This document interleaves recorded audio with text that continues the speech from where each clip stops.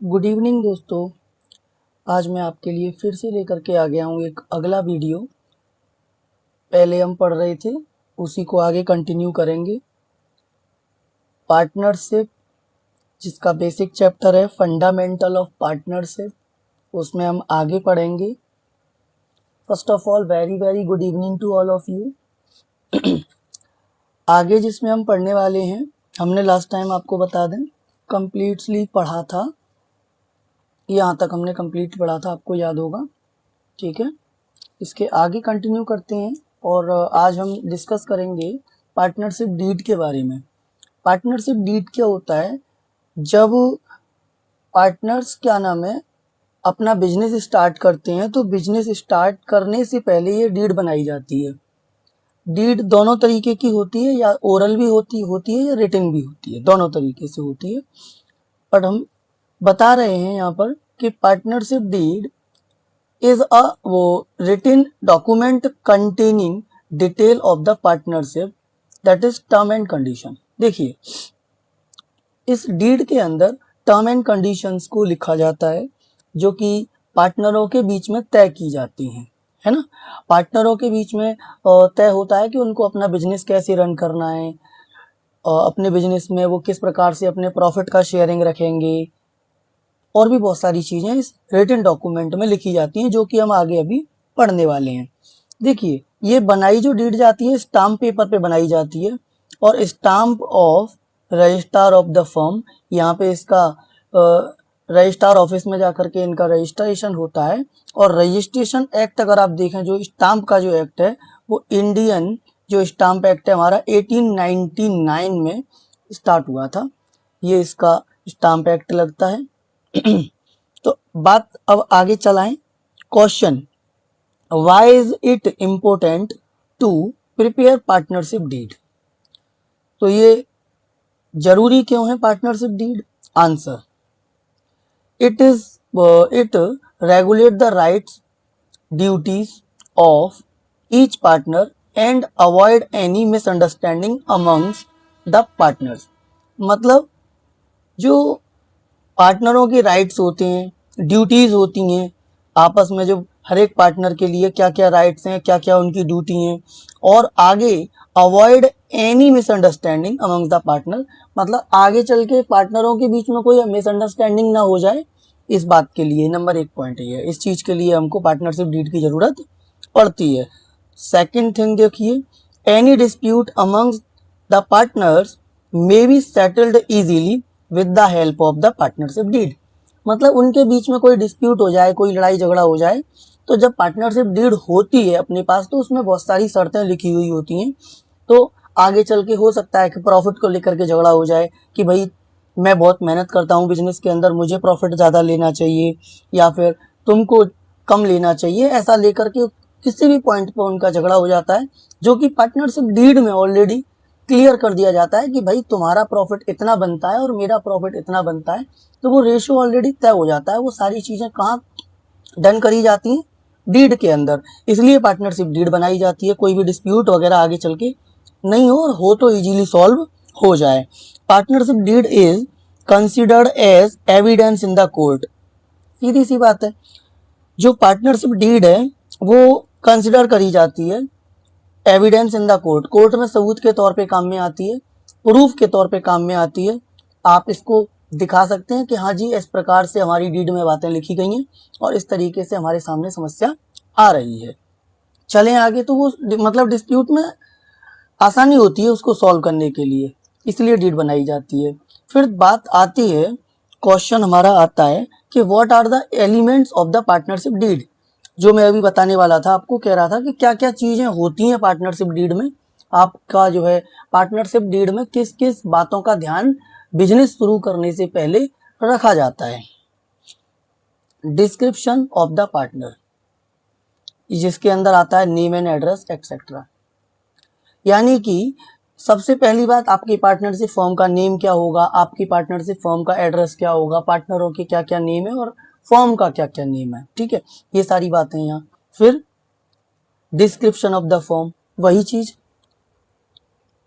Principal place of the business, वही बताया मैंने, बिजनेस का प्लेस क्या होगा, ये चीज़ पहले डिसाइड होगी कि बिजनेस आपका कौन सी जगह पर स्टार्ट होने वाला है, या फिर आपका बिजनेस कौन सी जगह पर आप स्थगित करोगे कि आप यहाँ से आपका बिजनेस कैरी किया जाएगा। वो सारी बात आप मान लो। Nature of the business, business का टाइप क्या होगा, नेचर क्या होगा, आपका बिजनेस किस टाइप का है, आप किस चीज़ का बिजनेस शुरू करने जा रहे हो, ये चीज़ आप यहाँ पर आकर क्या नाम है क्लियर करोगे।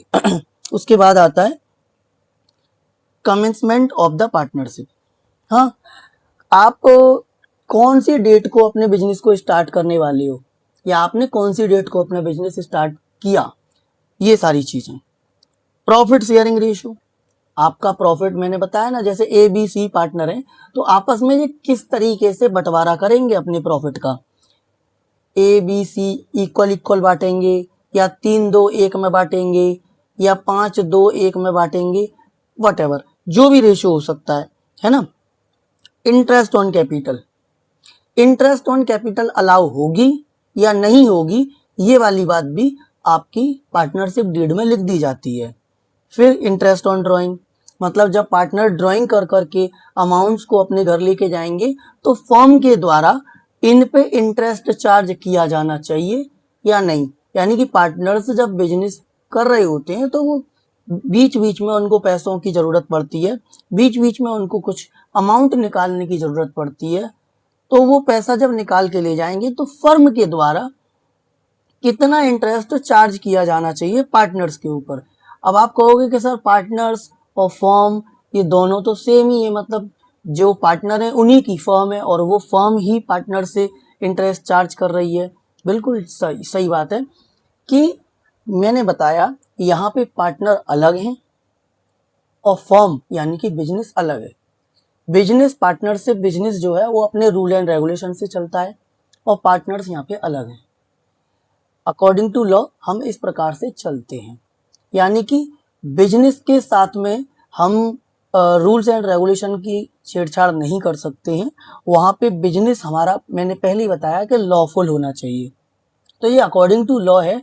अगर कोई पार्टनर विड्रॉ करता है तो पहले ही हमने लिखवा दिया, जिससे कि मतलब वो इतना ज़्यादा विड्रॉ ना कर ले कि बिजनेस लॉस में चला जाए, है ना। हम बिजनेस प्रॉफिट के लिए करते हैं और बिजनेस में अगर एक्स्ट्रा आप विड्रॉ कर लोगे या पार्टनर एक्स्ट्रा पैसा निकाल करके ले जाएगा तो क्या दिक्कत बनेगी, बिजनेस लॉस में जा सकता है।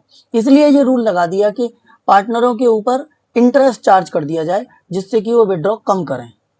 विड्रॉ तो करेंगे, ये बात कंफर्म है, क्योंकि प्रॉफिट जो है आपका साल में कैलकुलेट होता है, 1 साल के बाद में पता चलता है कि फर्म में प्रॉफिट कितना हुआ।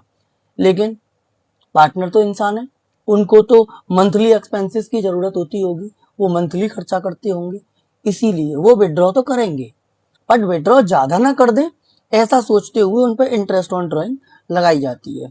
बात समझ में आती है। इंटरेस्ट ऑन लोन, ये वाली चर्चा, यानी कि इंटरेस्ट ऑन लोन कितना % होगा, अगर फर्म पार्टनर को लोन दे रही है तो क्या, और पार्टनर फर्म को लोन दे रहा है तो क्या, ये वाली परसेंटेज यहाँ पार्टनरशिप डीड में तय कर दी जाती है।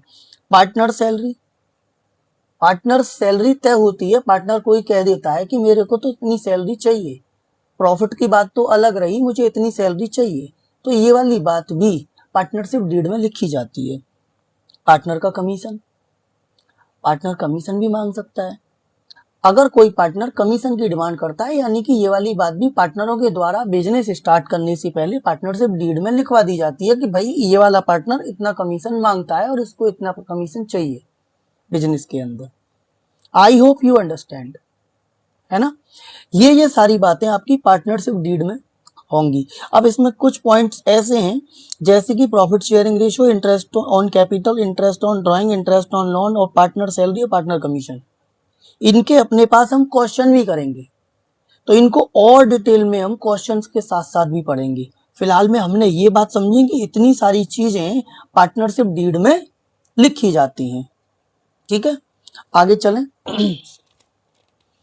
आगे आपका बेसिक कॉन्सेप्ट, बेसिक कॉन्सेप्ट लो, वो कॉन्सेप्ट की जिनकी हम बात कर रहे थे वो कॉन्सेप्ट आपके सामने भी आ चुके हैं। चलो थोड़ा थोड़ा इनको डिस्कस कर लेते हैं, बाकी के हम क्वेश्चंस के साथ साथ डिस्कस करेंगे, है ना। Basic concept, interest on capital, एक फर्म हो गई, ये पार्टनर हो गया। अब यहाँ पे जो कैपिटल है पार्टनर के द्वारा फर्म के अंदर लगाई गई है, लेकिन firm interest on capital partner को अलाउ करेगी। मैंने ये डॉट डॉट डॉट डॉट करके ऐसे बनाया है और यहाँ लिखा हुआ है interest on capital. Firm allow करेगी पार्टनर को, ये पैसा फर्म देगी इंटरेस्ट ऑन कैपिटल के नाम पे। भाई होना तो बिजनेस में प्रॉफिट है, अब उसको किसी भी नाम से ले ले पार्टनर, कमीशन के नाम से ले ले, सैलरी के नाम से ले ले, इंटरेस्ट ऑन कैपिटल के नाम से ले ले, जाएगा सब प्रॉफिट में से। प्रॉफिट से बाहर फर्म नहीं दे सकती है। बात समझ में आती है। फिर आगे इंटरेस्ट ऑन ड्राइंग, इस पर भी अपने लंबा चौड़ा डिस्कशन किया था। तो इसमें देखो, इसमें उल्टा बनाया है मैंने। ड्राइंग किया था पार्टनर ने, एरो इधर की तरफ जा रहा है, यानी कि पार्टनर पैसा निकाल के ले गया था। बदले में ब्याज कौन चुका रहा है? पार्टनर। पार्टनर ब्याज चुकाएगा फर्म को, इंटरेस्ट ऑन ड्राइंग। ठीक है, बाकायदा पिक्चर बना रखी है तो आपको समझने में ज्यादा दिक्कत आपको नहीं होगी। फिर लिखा है drawing are of temporary nature. हाँ, ड्राइंग आपकी टेम्पररी नेचर में होती है। और amount withdrawn permanently is known as withdrawal of capital. देखिए, अब इसमें दो बातें आपके सामने आई हैं, ये डिस्कस भी करनी जरूरी है। एक तो होता है ड्राइंग और एक होता है विड्रॉल। ड्राइंग जो होता है वो टेम्पररी नेचर का होता है, यानी कि एक तो ड्राइंग जो आप करोगे वो एक छोटा सा अमाउंट होता है, बहुत बड़ा अमाउंट नहीं होता है, और वो टेम्पररी नेचर का होता है। लेकिन विड्रॉल जो होता है ना, विड्रॉल आप एक बिग अमाउंट निकाल रहे हैं बिजनेस में से, बड़ा अमाउंट निकाल रहे हैं, और वो परमानेंटली नेचर का होता है, यानी कि वो आप पैसा बिजनेस में वापस ला करके डालोगे ही नहीं, जमा ही नहीं करोगे।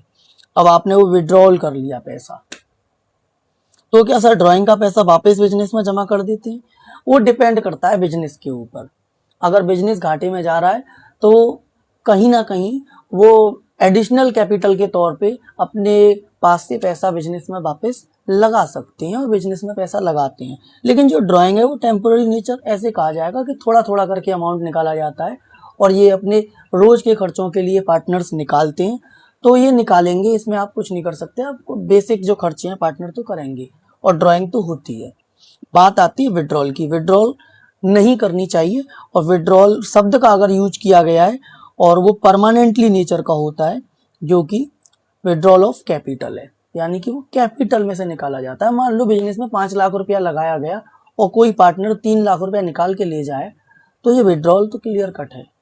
लेकिन अगर उस पार्टनर ने 5 लाख रुपया लगाया है और वो 10,000 रुपये निकाल के ले जा रहा है क्योंकि उसे ज़रूरत है, तो सिंपल सी बात है, वो ड्राइंग है, और वो वापस नहीं भी जमा कराएगा तो कोई दिक्कत नहीं है, क्योंकि वो अपने खर्चे के लिए लेके जा रहा है।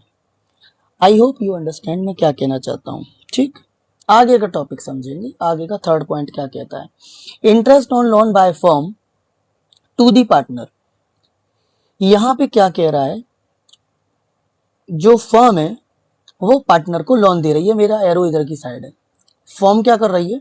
पार्टनर को लोन दे रही है, इसलिए partner interest on loan firm को देगा, यानी कि फर्म को ब्याज मिलेगी, और लोन फर्म ने दिया है। और जब हम अपने बिजनेस के, यानी कि अपने बुक्स के क्वेश्चन भी जब आप सॉल्व करते हो तो क्या मान के करोगे? अपने आप को फर्म मान करके क्वेश्चन सॉल्व करोगे आपकी, ना कि पार्टनर मान के। अपने आप को आप क्या मानोगे? फर्म। आप according to the firm question solve करोगे। तो फर्म के पास से लोन दिया गया है, फर्म ने लोन दिया है। फर्म अगर लोन दे रही है तो क्या है? ये असेट है, फर्म के लिए असेट है, क्योंकि इन फ्यूचर फर्म को ये पैसा वापस मिलना है, तो फर्म के लिए असेट हो गया। तो इंटरेस्ट ऑन लोन फर्म के लिए क्या हो गई? Income. Interest on loan firm के लिए क्या है? इनकम। बात समझ में आ रही है? फर्म ने लोन दिया, पार्टनर ने बदले में क्या दिया? ब्याज। ये ब्याज जो मिला है वो इनकम है, और जो लोन फर्म ने दिया है वो असेट है। I hope you understand. आगे चलें। चलिए, एक कंसेप्ट और है आज के लिए, ध्यान से देखेंगे। Interest on loan to firm, इसी का अपोजिट है। इस वाले केस में क्या हो रहा है? By partner. Interest on loan to firm by partner. यहाँ पे पार्टनर ने फर्म को लोन दिया, ये अलग बात हो गई। यानी कि पार्टनर ने किसको लोन दिया है? फर्म को। अब फर्म ब्याज देगी पार्टनर को, फर्म क्या देगी? ब्याज। तो इंटरेस्ट ऑन लोन मैंने दिखाया, एरो किधर की साइड जा रहा है? पार्टनर की तरफ, और पार्टनर ने क्या किया है, लोन फर्म को दिया है। तो फर्म ने यहाँ पे क्या किया है, फर्म ने लोन लिया है, और फर्म जब लोन लेती है तो फर्म के लिए लोन क्या हो गया, लायबिलिटीज। फर्म के लिए लोन क्या हो गया, लायबिलिटीज। और फर्म के द्वारा जो इंटरेस्ट ऑन लोन चुकाया जा रहा है, फर्म के द्वारा इंटरेस्ट ऑन लोन जो चुकाया जा रहा है पार्टनर को, वो क्या हो गया, एक्सपेंसेस। एक्सपेंसेस हो गया वो। I hope you understand. चलिए आज के लिए इतना ही, फिर मिलते हैं अगले वीडियो में अगले कंसेप्ट के साथ। जब तक के लिए नमस्कार।